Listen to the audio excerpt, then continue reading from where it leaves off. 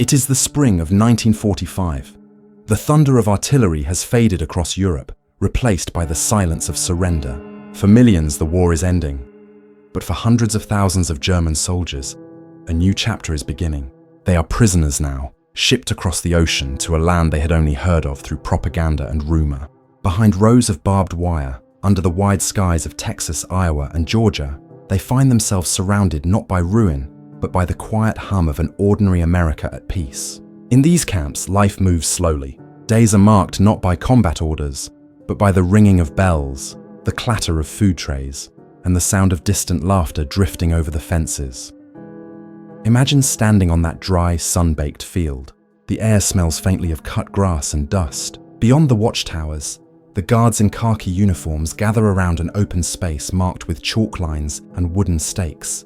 They carry bats, gloves, and a ball so white it gleams under the afternoon sun. To the German prisoners watching from a distance, the scene is both foreign and mesmerizing. These American soldiers are not training for battle. They are playing.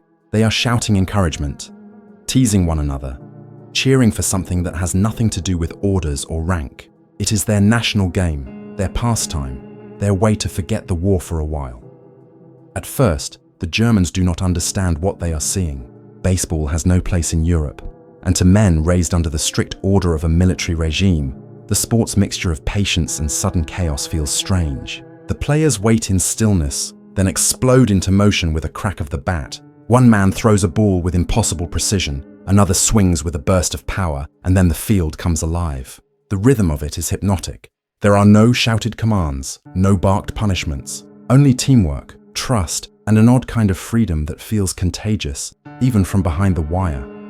Inside the camp, curiosity begins to replace suspicion. German soldiers, once filled with pride and anger, find themselves drawn to the energy of the games. Some sit on the ground, arms around their knees, watching quietly as the innings unfold. The crack of the bat, the roar of laughter when someone stumbles, the cheers that echo against the barracks. All of it feels strangely human. For men who have known only war, this is something new. A world without orders, without ideology, without fear. Baseball, though they cannot name it yet, becomes a symbol of another kind of life. The American guards notice their audience. They glance toward the fence, see the curious faces lined up in neat rows, and feel something shift inside themselves. These prisoners, once their enemies, now look less like soldiers and more like ordinary men. Some guards toss an extra ball toward the fence, pretending not to notice when a German catches it. Others call out simple words, catch, throw, good. The language barrier is wide, but the meaning is clear. Slowly, without planning or command, a bridge begins to form. By late afternoon, the shadows stretch long over the field. The game ends, but the memory of it lingers. That night, in the barracks, the Germans talk about what they saw. They describe how one American leapt through the air to catch a ball, how another smiled even after missing. They marvel at how the men treated one another as equals, how rank seemed to vanish once they stepped onto that field. Some laugh quietly, imagining what their officers back home would say if they saw them applauding an American sport. Others feel something deeper, something harder to name, a sense that the world might be larger and kinder than they had been told. In the following days, the Americans play again. This time, a few of the prisoners gather closer. The guards notice and wave them forward. A ball is tossed over the wire. It lands awkwardly in the hands of a young German who once fought in France. He fumbles it, drops it, then picks it up again. Laughter rises from both sides. The guard gestures, throw it back. The German wins his arm and sends the ball flying, not perfectly, but well enough to draw a round of applause. The moment is small, almost invisible in the scale of history, yet in that simple exchange, something extraordinary begins. For the Americans, baseball has always been more than a game. It is ritual and rhythm, pride and identity. To play it in a prisoner camp is to remind themselves of what they are fighting for. Normalcy, home, and the right to live freely. For the Germans, it becomes something else entirely, a glimpse into the heart of the people who defeated them. There, under the watchful eyes of the guards and the steady hum of cicadas, two worlds begin to meet, not in combat, but in shared curiosity. By the time the sun dips below the horizon, the field is empty again. The bats rest against the fence, the gloves lie in the dust, and the faint smell of sweat and dirt lingers in the air. The prisoners return to their barracks, the guards to their posts. Yet the memory of that afternoon, of laughter, of simple human connection, stays with them. In the days to come, baseball will become more than recreation. It will become a quiet act of reconciliation, a way for men to see one another not as enemies, but as players in the same fragile game of survival. In the distance, a train whistle echoes across the plains. Somewhere, the war still rages, but here, in this forgotten corner of history, peace has already begun. The first seeds of understanding have been planted, not with speeches or treaties, but with a ball, a bat, and the shared joy of a game that neither side will ever forget. In the early weeks of those makeshift baseball games, tension lingered like an invisible fence. To the German prisoners, the sport remained an enigma, a strange ritual that seemed too joyful for a world still haunted by war. Some of them watched from a distance, arms crossed, faces unreadable. Others whispered to each other that it was propaganda, a trick to soften their spirit. They had been told that Americans were crude, greedy, and undisciplined. Yet the men on the field seemed disciplined in their own way, moving with purpose and laughter that carried no hint of arrogance. It unsettled them. If the enemy could be kind, if he could smile at his opponent, what else had been a lie? For the Americans too, the situation was uncomfortable.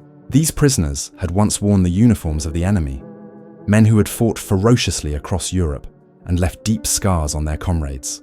Some guards had lost brothers and friends to German bullets. To share a field or a moment of levity with those same men felt almost like betrayal. Orders required them to maintain distance, to keep authority intact. Yet when they watched the prisoners gather along the fence, curiosity shining in their eyes, the boundary between captor and captive grew thinner. Baseball had an unexpected power.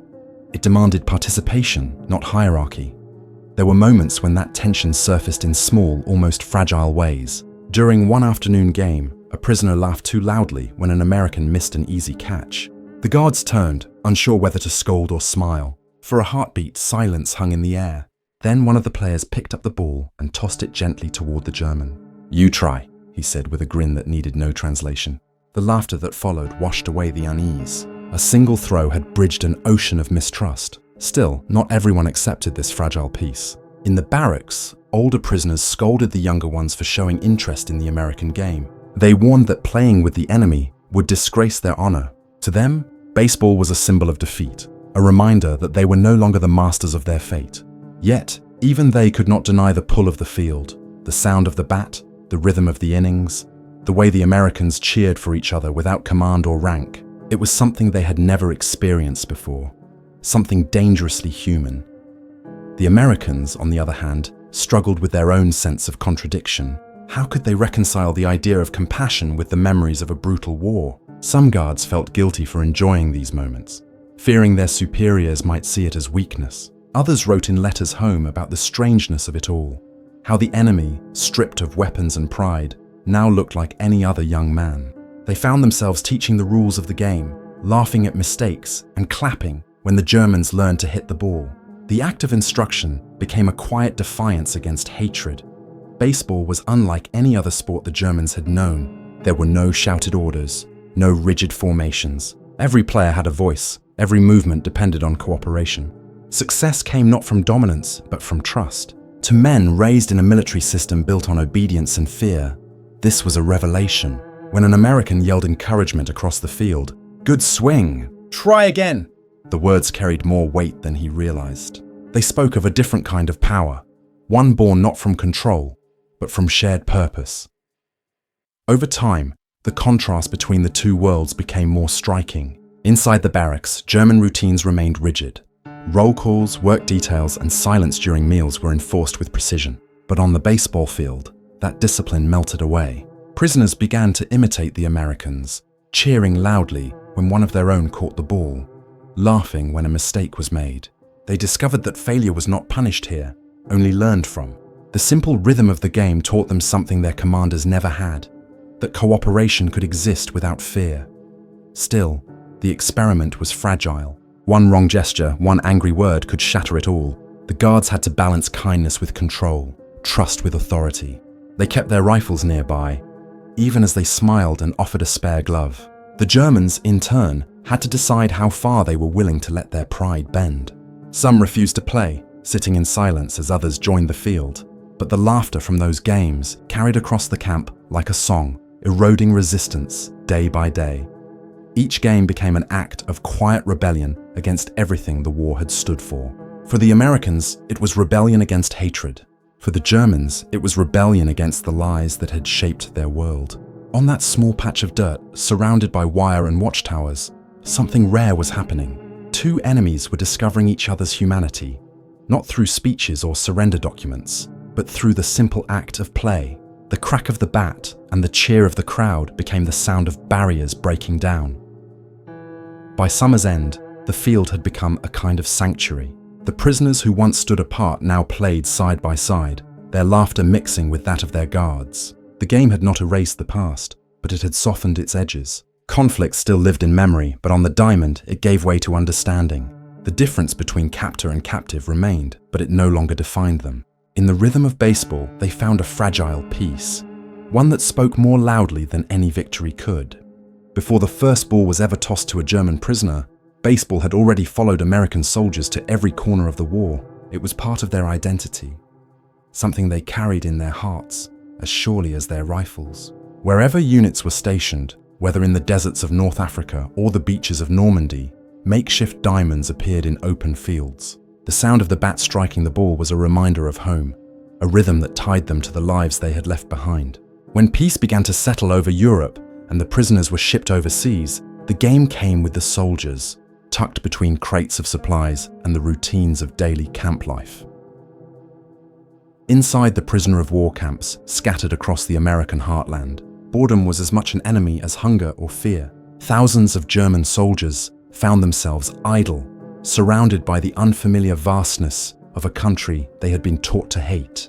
The guards too struggled with monotony. Their duties were light compared to the front lines, and the long days stretched endlessly beneath the hot sun. Baseball became a natural outlet. It required no special equipment beyond a ball, a bat, and open space. For the Americans, it was both recreation and ritual, a way to hold on to something normal in a world that had been anything but. At first, the games were for the guards alone.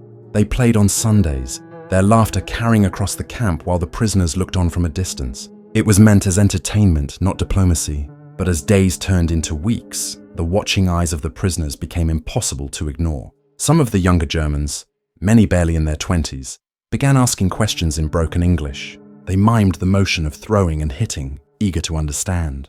The Americans, amused and curious, saw no harm in explaining. They tossed a few balls toward the fence, gesturing with open hands. That simple act of sharing marked the quiet beginning of an unexpected transformation. The first attempts were awkward.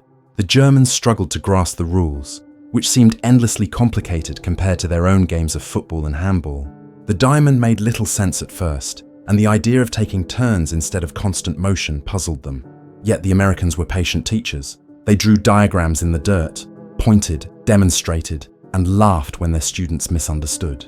In time, the prisoners learned to swing the bat, to catch with clumsy borrowed gloves, and to shout encouragement in accents thick with their native language. Slowly, they began to form their own teams. The guards provided scraps of equipment, old gloves, cracked bats, scuffed baseballs long past their prime. Even these were treasures. The Germans repaired them with twine and bits of leather, determined to make them last. They built small fields in the open areas between barracks, marking bases with stones or worn-out boots. When they played, the sound of cheering filled the air, just as it had during the Americans' games. The guards watched, sometimes joining in, sometimes only smiling from a distance. The boundaries between captor and captive grew softer, blurred by shared laughter and the universal joy of play. For the Germans, baseball became more than a pastime. It was a window into a world they had never known. They marveled at the Americans' sense of fairness, the way disputes were settled with reason instead of authority. They noticed how teammates encouraged one another rather than shouted commands. The game's rhythm taught them that strength could coexist with kindness, that respect did not need to be earned through fear. In a quiet way, baseball became a kind of education, one that no classroom or propaganda could have provided.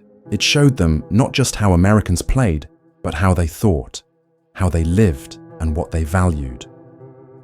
Among the prisoners, certain figures emerged as natural players and leaders. Some were former athletes back home, others simply quick learners with good reflexes. The Americans began to notice and encourage them, offering tips and sometimes arranging informal matches between guards and prisoners. The first of these games was hesitant, full of miscommunication and nervous laughter, but it ended in applause from both sides. The sight of an American shaking hands with a German batter at the end of the game became a small but powerful gesture, a moment of equality in a place built on hierarchy. Over the following months, baseball became part of camp life. The prisoners began holding their own tournaments, complete with hand-drawn scoreboards and makeshift uniforms. The Americans cheered from the sidelines, shouting phrases in English that the Germans eagerly mimicked. The games became a daily reminder that even in captivity, life could hold fragments of freedom. Every pitch, every hit, every cheer echoed something larger: the human capacity to adapt, to connect, and to rebuild trust in the ashes of war. In this unlikely classroom of dust and sunlight, baseball taught lessons that went far beyond sport. It reminded everyone, guards and prisoners alike, that humanity could survive even after years of brutality. The game did not erase the past, but it offered a way to look beyond it. For the Americans, it reaffirmed what they believed they were fighting for: a way of life rooted in fairness and friendship. For the Germans, it revealed a world beyond obedience and fear. In that exchange, something profound took root. The first quiet steps toward reconciliation, born not from treaties or orders, but from the simple joy of a shared game. Though the baseball games inside the prisoner of war camps were far removed from the chaos of the front, their impact reached deeper than anyone realized. To the Americans, the game was not only a pastime, but a reflection of their national character. It represented order without oppression, discipline without cruelty, and competition without hatred. Every time the guards stepped onto the field, they carried with them a piece of the world they had fought to preserve. A world of open fields, fair play, and the belief that every man, regardless of rank or birth, could have a turn at bat. For the Germans who watched and learned, this attitude was something new. The battlefield had taught them fear and obedience. Baseball began to teach them cooperation and trust.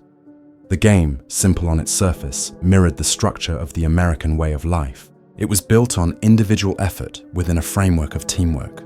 A soldier who had fought under orders now learned to play under rules, guided not by a superior's command, but by a shared understanding among equals. When a teammate struck out, no one scolded him. Instead, there was a slap on the back, a word of encouragement, and a chance to try again. That small act carried weight. In war, mistakes brought punishment or death. On the baseball field, mistakes were part of the game. To the prisoners, that distinction was profound. For the Americans, teaching baseball to their captives became an act of quiet defiance against the brutality of the conflict that had consumed the world. They had seen what unchecked hatred could create. The concentration camps, the mass graves, the cities reduced to rubble. Yet here, in this pocket of peace, they chose to build something human out of what was left. A game of baseball did not erase the past, but it hinted at a future where understanding might replace vengeance. The guards who played often spoke about it among themselves. Some admitted that seeing the prisoners laugh and compete made it harder to think of them as enemies. It softened the edges of hatred that war had carved so deeply. Within the barbed wire enclosures, the effects of baseball began to change the prisoners themselves. At first, they played to pass time, swinging bats awkwardly, misjudging throws, laughing at their own errors. But soon something shifted. The rhythm of the game, the waiting, the teamwork, the sudden bursts of action brought order and purpose to their days. Those who had once lived under rigid command now found a new form of discipline, one that came from cooperation rather than fear. The more they played, the more they absorbed the unspoken values of the game: fairness, patience, and respect for one another. Some American officers noticed these subtle changes. Reports from the camps described improved morale, fewer conflicts, and even a decrease in escape attempts. Baseball, it seemed, had become an unexpected form of peacekeeping. The act of playing together replaced resentment with routine and rivalry with mutual respect. When prisoners competed against American teams, they did so not with anger, but with enthusiasm. The guards, in turn, treated them not as threats, but as worthy opponents. The diamond, enclosed by barbed wire, had become a small, living symbol of reconciliation. Yet the influence of these games extended beyond morale. They offered both sides a glimpse into how culture itself could serve as a form of soft power. For years, the German war machine had glorified control and domination. Now, through baseball, the prisoners were witnessing a society that celebrated fairness and camaraderie. The game's rules, clear, balanced, and self-enforcing, mirrored the principles of democracy more than the commands of an authoritarian state. To play baseball was to experience those principles in motion without lectures or politics. It was a lesson that required no translation. Even the Americans came to see the game in a new light. For many of the guards, these afternoons of sport blurred the line between duty and humanity. They were still soldiers, still watchful, but they began to understand the depth of what they were doing. Baseball had always been a reflection of their country's ideals. Now it became a quiet tool for healing, even redemption. The sight of a German prisoner smiling after scoring a run stirred something in them. A recognition that victory was not just about winning the war, but about restoring the world that war had broken. In the broader sense, the baseball fields of the POW camps became the moral opposite of the battlefields overseas. Where war had demanded destruction, the game demanded creation. Where combat relied on obedience, the sport relied on cooperation. It was a different kind of discipline, one shaped by respect, not fear. For men who had been taught that strength meant domination, the idea that power could come from fairness was revolutionary. The lessons of baseball began to travel quietly back home with the prisoners who would one day return to rebuild their shattered country. The Americans could not have known it at the time, but those small games were doing more than filling empty hours. They were planting seeds of understanding that would later help reshape how former enemies viewed one another.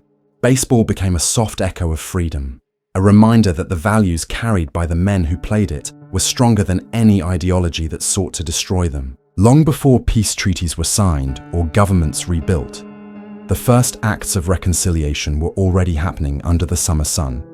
One pitch, one catch, and one handshake at a time.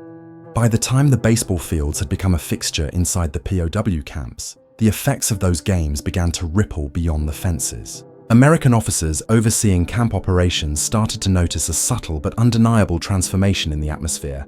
The tension that once defined life inside the barbed wire had begun to ease. Prisoners who used to stand apart in wary silence were now laughing, arguing about scores, and shaking hands after games. Guards who once viewed their captives as faceless enemies began referring to them by name. Baseball, unintentionally, had become a form of diplomacy, an informal bridge between two sides that had spent years trying to destroy each other.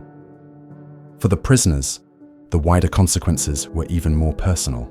Many of them had entered the camps burdened with anger and humiliation, products of a defeated nation and a shattered ideology. They carried the weight of propaganda that painted their captors as monsters.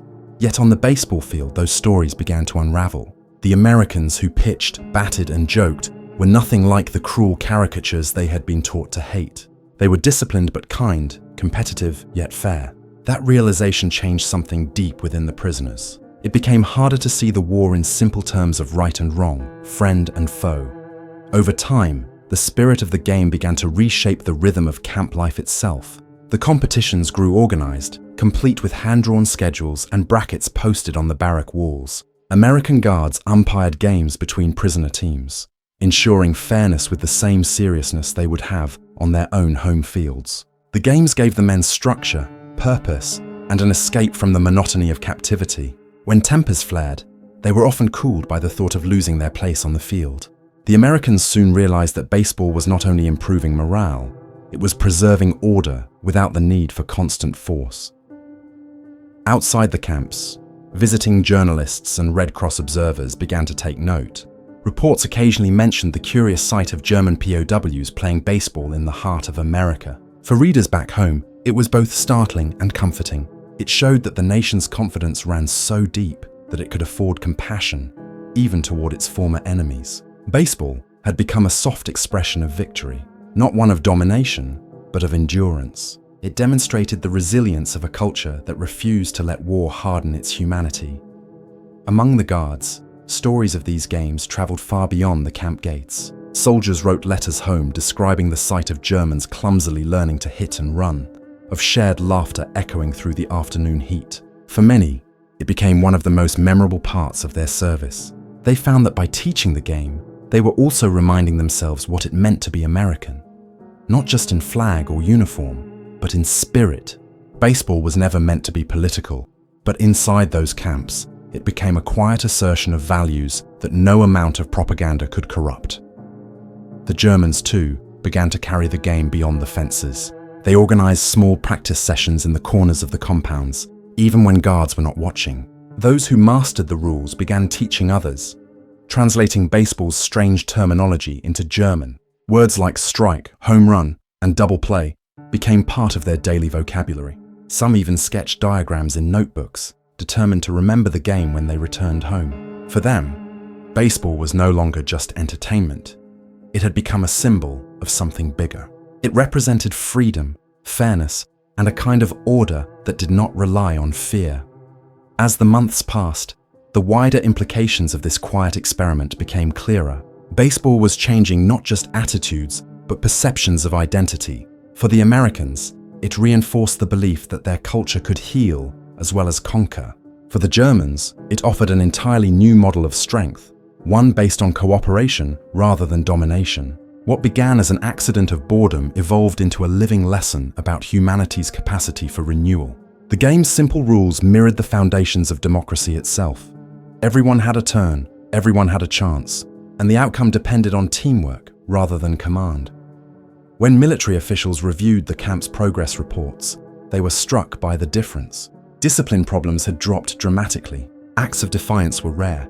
Even the guards reported feeling more at ease. Baseball had done what policies and punishments could not. It had created mutual respect. Without realizing it, both sides were preparing for a future in which cooperation, not conflict, would define their relationship. The ball fields inside those camps had become microcosms of the peace that would one day follow. In the broader sweep of history, these moments might seem small, almost trivial against the vast scale of global war. Yet for the men who lived them, they carried profound meaning. Baseball had taught lessons that lectures or propaganda never could. It showed that culture could be stronger than ideology, and that even in captivity, people could find common ground. In the dust and sunlight of those forgotten fields, the game had done something no weapon could. It reminded men of their shared humanity. By the late summer of 1945, the transformation inside the camps had reached its peak. The baseball fields that once hosted small, hesitant gatherings now drew crowds of prisoners and guards alike. Makeshift bleachers were built from wooden crates and scrapboards, while flags fashioned from old uniforms fluttered weakly in the wind. The atmosphere was electric, filled with the hum of anticipation before each game. What had started as a simple pastime had become something greater, a shared ritual that momentarily erased the walls of war. For a few hours under the bright American sun, there were no victors or vanquished, only players waiting for the next pitch. The climax of this strange, peaceful revolution came on a day that seemed ordinary at first. The sky was cloudless, the air heavy with heat, and the camp was alive with chatter. A special game had been organized, a championship between the best of the German prisoner teams and a squad of American guards. Word spread quickly, and by midday nearly the entire camp had gathered around the field. Guards leaned against their rifles, prisoners crowded shoulder to shoulder, their faces tense with excitement. Even officers stood watching, uncertain of what to expect. For once, the world inside the fence and the world beyond it seemed to hold its breath together. The opening pitch was thrown by an American sergeant known for his fastball. The German batter, a tall former engineering student named Karl, gripped the bat tightly, his knuckles white. The ball came speeding toward him, and with a sharp crack, he sent it flying into the outfield. The crowd erupted. Some prisoners jumped to their feet, cheering in German, while American players shouted encouragement to their own teammates. In that moment, language, uniform, and allegiance disappeared. What remained was pure competition, fair, spirited, and utterly human. As the game continued, the rivalry grew fierce but friendly. Every strike, every catch, every stolen base drew cheers from both sides. The Americans played hard but with smiles, while the Germans fought for pride, not victory. When a German player dove headlong into second base, covered in dust and sweat, even the guards laughed and clapped. The game had turned into something larger than either team. It was no longer about winning or losing, but about proving that respect could exist even between those who had once faced each other across a battlefield. Halfway through the game, something remarkable happened. The German pitcher, a former Luftwaffe mechanic, struck out 2 American batters in a row. Instead of frustration, the Americans applauded. The pitcher smiled awkwardly, tipping his cap, unsure how to react. The crowd's applause swelled, not as Americans or Germans, but as men united in admiration. The tension that had defined the camps for months seemed to vanish into the wind. The barbed wire still stood, but for the first time, it no longer divided hearts. When the final inning came, the score was tied. The sun had begun to set, painting the sky in soft shades of gold and red. The air buzzed with anticipation as an American batter stepped up to the plate. He swung, the ball soared, and the crowd held its breath. The German outfielder sprinted across the grass, diving at the last second to catch it in his glove. The camp exploded in cheers. Guards shouting, prisoners clapping, everyone standing in applause. The game ended not with triumph, but with shared joy. Even the officers smiled, realizing they had just witnessed something that no order could have created. That night, the camp was quieter than usual, but it was a peaceful quiet. The prisoners spoke softly in their bunks, recounting plays, laughing at mistakes, and describing the feeling of hearing Americans cheer for them. For many, it was the first time they had felt proud since their surrender. The Americans too were changed. They gathered around mess tables, still talking about the game, marveling at how easily enemies had become teammates. The fences were still there, but somehow they felt thinner now, less like a barrier and more like a reminder of what had been overcome. The climax of those baseball games was not about the score, but about revelation. In that moment of shared celebration, both sides glimpsed a truth that had been buried beneath years of war. That understanding begins with recognition, and that even the smallest act of humanity can bridge the widest divide.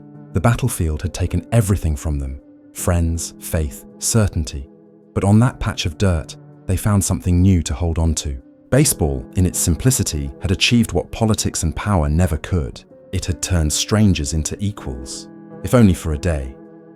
When the lights in the barracks finally dimmed, a hush settled over the camp. Outside, the field lay empty, its bases marked only by footprints and fading chalk. The night wind whispered through the fences, carrying with it the faint echoes of laughter and applause. The war was not yet a memory, but something had shifted irrevocably. For those who had been there, that game, the final, perfect inning of a long, hard journey, would remain the moment when the meaning of victory changed forever. It was no longer about who won or lost, but about what could be rebuilt when men remembered how to play. When the war finally ended and the order came for repatriation, the camps began to empty one by one. The baseball fields, once filled with shouting and laughter, stood silent beneath the same wide skies. Wooden bleachers sagged in the heat. The chalk lines faded into the dirt, and the gloves that had passed from hand to hand were stored away or taken as keepsakes. The Germans prepared to return home to a country in ruins, uncertain of what awaited them. Yet among their few possessions, some carried fragments of that strange American game, scraps of baseballs, notebooks with hand-drawn diagrams, and memories of afternoons when life had felt almost normal again. For many of the prisoners, the lessons of baseball lingered long after they crossed the ocean. In the ruins of post-war Germany, they spoke of it as something more than a pastime. It had shown them another way to live, another way to relate to one another.